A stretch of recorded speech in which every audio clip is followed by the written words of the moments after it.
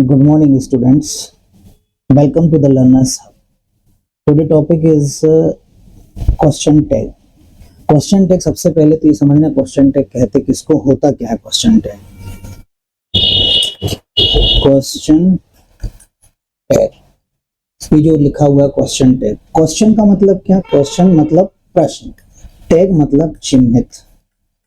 किसी भी प्रश्न को चिन्हित करना ही क्वेश्चन टैग होता है. अब कैसे चिन्हित किया जाए, तो चिन्हित करने के लिए हमारे पास एक साइन होता है जिसको हम कहते हैं क्वेश्चन मार्क. इससे किसी भी क्वेश्चन को चिन्हित करना ही क्वेश्चन टैग कहलाता है. अब इसके रूल्स क्या होते हैं, क्वेश्चन टैग में क्या होता है, तो सर्वप्रथम क्वेश्चन टैग में first sentence semicolon, second sentence. पहला सेंटेंस होगा उसमें सेमीकोलन, फिर आपको आंसर लिखना है सेकंड सेंटेंस में. यदि फर्स्ट सेंटेंस पॉजिटिव है सेमीकोलन तो सेकंड नेगेटिव होगा, और यदि पहला नेगेटिव है तो सेकंड पॉजिटिव होगा. ये बिल्कुल फिक्स है. फर्स्ट सेंटेंस पॉजिटिव तो सेकंड नेगेटिव, पहला नेगेटिव तो second positive. Rule first. Rule number second, helping verb. Helping verb कितनी होती है, मैंने अपने पहले वीडियो में बताया था कि टोटल हेल्पिंग वर्ब जो है वो 24 ही होती हैं. टोटल हेल्पिंग वर्ब जो होती है वो 24 होती हैं. 24 से 25 कोई नहीं होती है. कई लोग बता देते हैं कि want to, have to, ये भी हेल्पिंग वर्ब है. ये हेल्पिंग वर्ब नहीं होती हैं. 24 में 11 ऑक्सिलरी होती हैं और 13 मॉडल होती हैं. Auxiliary do, does, did, is, am, are, was, were, has, have. 13 modal will, shall, can, could, may, might, should, must, used to, ought to, would, need, dare, use to. ये 13 modal. तो total 24 helping verb. तो second rule में helping verb plus not. Not if applicable. If applicable क्यों, क्योंकि यदि पहला sentence positive है तो दूसरा नेगेटिव बनेगा, लेकिन यदि पहला नेगेटिव दूसरा तो पॉजिटिव बनेगा. तो इफ एप्लीकेबल प्लस सब्जेक्ट और क्वेश्चन मार्क. ये क्वेश्चन टैग, उनको ये दो रूल याद रखना है आपको. पहला सेंटेंस सेमीकोलन जरूर लगाना है.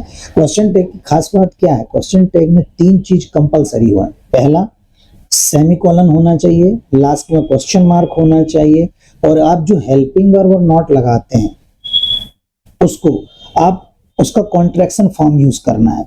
क्वेश्चन टैग में उसको एनोमेलस कहा जाता है. फॉर एग्जांपल के लिए जैसे यदि हम डू प्लस नॉट लिखते हैं तो do plus not is equal to don't होता है. क्वेश्चन टैग में आप डू नॉट नहीं लिख सकते. आपने लिखा डज प्लस नॉट, तो आप क्वेश्चन टैग में इसको डज नॉट नहीं लिख सकते, डजंट ही लिखना पड़ेगा. तो ये जो डू के साथ, और सबसे मेन यदि आप पे बोलते नहीं बन रहा है कोई दिक्कत नहीं है. क्या होता है, नॉट अक्सर हेल्पिंग वर्ब के साथ यूज होता है. Without helping verb you can not use not. Okay. अब हेल्पिंग वर्ब तो टोटल कितनी है 24. डू के साथ नॉट लगा तो डोंट आप बोल ले रहे हो, डज के साथ लगा तो डजंट, डिड के साथ यदि आपने नॉट लगाया तो हो जाता है डेंट. ये आप इजीली बोल ले रहे हो क्योंकि हम ये सुनते आते हैं. लेकिन यदि हम इसी चीज को यूज्ड प्लस नॉट कर दे तो फिर बोलने में थोड़ा सा दिक्कत. मस्ट के साथ यदि हम नॉट लगा दें तो बोलने में दिक्कत. तो सबसे अच्छा तरीका क्या है कि हेल्पिंग नॉट अक्सर हेल्पिंग वर्ब के साथ लगता है, और जब हेल्पिंग वर्ब के साथ नॉट लगता है तो नॉट का जो ओ है वो एपस्ट्रॉफी में कन्वर्ट हो जाता है. तो ये हो जाएगा यूजेंट, ये हो जाएगा मस्ट एंड. मस्ट नॉट को मस्ट एंड ये हो जाता है. नहीं बोलते बन रहा कोई दिक्कत नहीं, लेकिन लिखते सिंपल है. नॉट अक्सर हेल्पिंग वर्ब के साथ लगेगा, और जब हेल्पिंग वर्ब के साथ नॉट लगता है तो नॉट का ओ एपस्ट्रॉफी में कन्वर्ट हो जाता है. और इन सबको कॉन्ट्रैक्शन नहीं, क्वेश्चन टैग में कहते हैं एनोमेलस. इनको क्वेश्चन टैग में एनोमेलस कहा जाता है. तो ये सबसे ज्यादा याद रखना. क्वेश्चन टैग में 3 चीजें, सेमीकोलन होना चाहिए, ये जो सेमीकोलन लिखा है ये सेमीकोलन होना चाहिए, क्वेश्चन मार्क होना चाहिए, और एनोमेलस ये होना चाहिए. देन फॉर एग्जांपल के लिए अपन लेते हैं, जैसे मैंने यहाँ पर लिखा कि आई हैव नो आइडिया, ये लिखा. सेमीकोलन. पहला सेंटेंस कैसा है, पॉजिटिव की नेगेटिव. पहला सेंटेंस हमने देखा नेगेटिव, तो 100% अगला पॉजिटिव बनेगा. यही है ना, पहला पॉजिटिव दूसरा नेगेटिव, पहला नेगेटिव दूसरा कैसा बनेगा पॉजिटिव. अब दूसरा पॉजिटिव बनेगा. अब रूल सेकंड क्या कहता है कि हेल्पिंग वर्ब. इसमें हेल्पिंग वर्ब क्या है, इसमें हेल्पिंग वर्ब कौन सी कहलाई, हैव. तो ये हो जाएगा हैव. अब फिर उसके बाद पॉजिटिव है तो नॉट नहीं लगेगा, मतलब नहीं यूज करना आपको, जो नॉट इफ एप्लीकेबल वो यहाँ यूज हो रहा है, प्लस सब्जेक्ट आई तो हो गया आई, क्वेश्चन मार्क हो गया have I have no idea का क्वेश्चन टैग क्या बना, हैव आई। फॉर एग्जांपल दूसरा, I don't want to take it, ये लिखा सेमीकोलन। अब क्या बनेगा, पहला पॉजिटिव की निगेटिव, पहला निगेटिव, फर्स्ट निगेटिव तो 110% की, second positive, rule second helping verb, helping verb में लिखिए डू, तो ये हो गया डू और सब्जेक्ट आई तो ये हो गया डू आई, बन गया क्वेश्चन टैग। अब इसी को हम यदि पॉजिटिव में लेते हैं, जैसे यदि हमने लिखा he was playing फुटबॉल, ये लिखा सेमीकोलन, पॉजिटिव है, पहला सेंटेंस कैसा है पॉजिटिव, तो अगला कैसा बनेगा सेंटेंस निगेटिव। अब रूल सेकंड क्या अप्लाई होता है, हेल्पिंग वर्ब, हेल्पिंग वर्ब क्या है वाज, तो हमने लिखा यहाँ पर वाज, फिर नॉट एप्लीकेबल है तो प्लस नॉट, सब्जेक्ट शी, ये लिखा क्वेश्चन। अब ये दोनों वाज नॉट है, इनको अपन ऐसा नहीं लिखेंगे, इसको एनएमएलएस फॉर्म क्या बनेगा, wasn't she question mark, simple है ये क्वेश्चन है। अब सबसे मेन ये आता है कि सब्जेक्ट में तो हमने कौन सा यूज कर लेते हैं, हमारे पास जो सब्जेक्ट है, अभी सब्जेक्ट में कौन कौन से सब्जेक्ट यूज कर रहे थे हम, I, we, you, they, he, she और ये इट, ये 7 सब्जेक्ट। लेकिन यदि क्वेश्चन में सब्जेक्ट ना दिया गया हो तो फिर क्या करेंगे आप, ये 7 सब्जेक्ट ना हो तो सिंपल है, जब यदि सब्जेक्ट नहीं दिया तो आप सब्जेक्ट देखिए क्या है, यदि सब्जेक्ट लिविंग है मतलब सजीव है, सजीव है तो आप वहां पर काय का प्रयोग करें, दे का प्रयोग करें। और यदि सब्जेक्ट यदि नॉन लिविंग है मतलब निर्जीव है तो वहां पर सब्जेक्ट आप क्या यूज कर लें, इट यूज कर लें। अब सजीव और निर्जीव, लिविंग नॉन लिविंग कैसे पता चलेगा, तो सजीव के लिए सिंपल सा है, यदि लिविंग में देखना है कि कौन सा है तो ये सजीव का कौन कौन से कहलाता है, जिसमें बॉडी, बॉडी मतलब शरीर और वन मतलब एक, बॉडी और वन लिखा मतलब लिविंग कहलाया, anybody, nobody, somebody, anyone, no one, someone, ये सब लिविंग में आ गया। नॉन लिविंग में कैसे पहचानेंगे, तो सिंपल सा, थिंग, थिंग का मतलब वस्तु, जिस शब्द में थिंग लगा हो मतलब वस्तु मतलब निर्जीव है, एनीथिंग, समथिंग, नथिंग, एवरीथिंग, ये सारे निर्जीव है।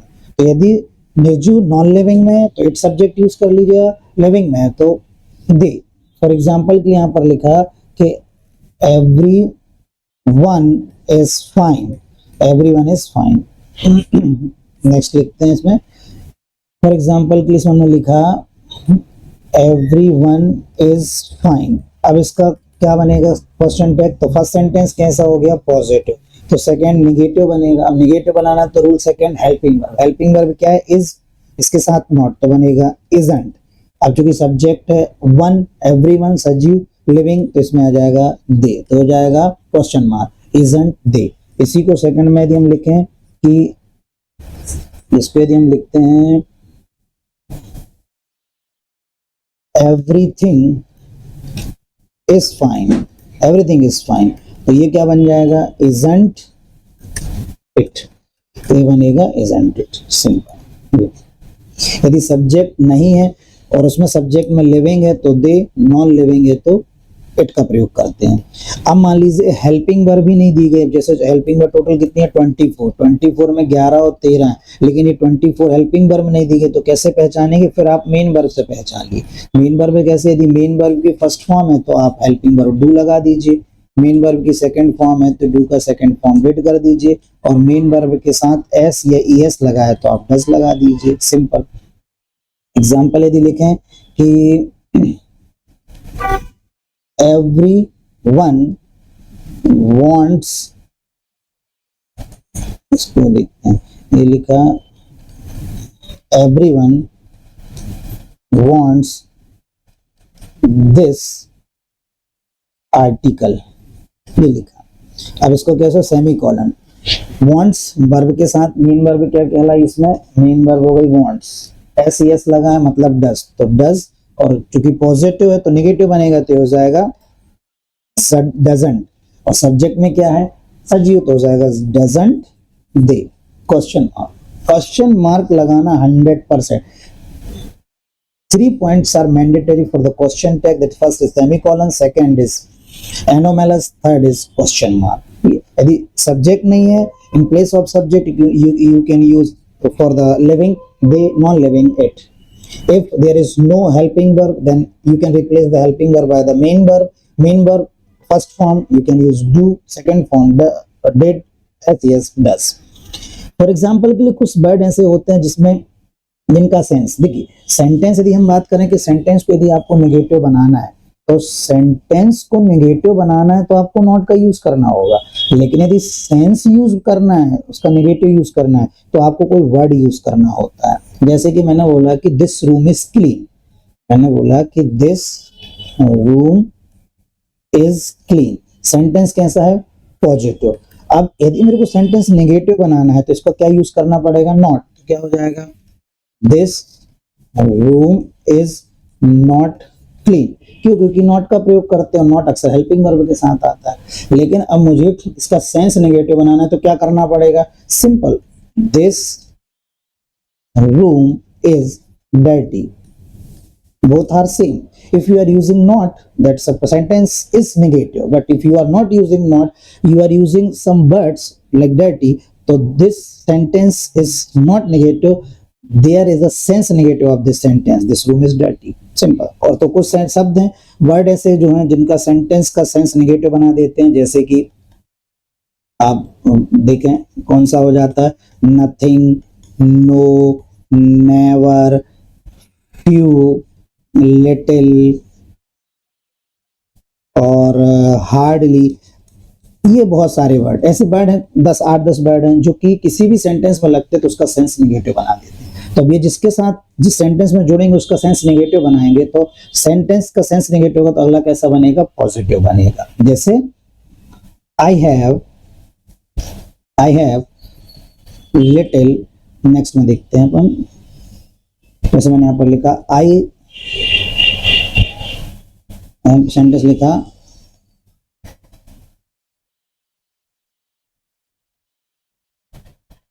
ये, अपन यहाँ पर एक सेंटेंस लिख के देखते हैं, पहले वाले में लिख के देखते हैं।